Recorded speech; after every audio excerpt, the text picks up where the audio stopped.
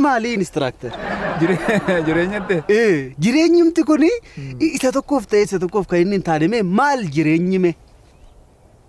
Egaa akkuma abbaan itti hiikkateedha garuu anaaf jireenyi filannoodha. Kan koo bakka duwwaa guutiidhaa ree. Maalaan koo hir'uu qofatu baay'ate. As keessi hir'uu, as hir'uu, onneen na hir'uu xiyyaa bira jira walakkaan. Kanatu na ajaa'iba. Isa maaloo kan koo mee moo gatii xaa barbaadiidhaa kan koo. Waan hunda hojii nan barbaade hin argadhu. Maal nan barbaade hin argadhu. Waan ana barbaade argadde durbaa. Xiyyaa qofa hin argadde bari. Ani immoo sumayyuu hin arganne. Ani immoo akka dandeetti irratti hundaa'u. Amma yeroo durii gatii xaa barbaannu barattoonni warri qaxaleeni dafanii xaa bira ga'u.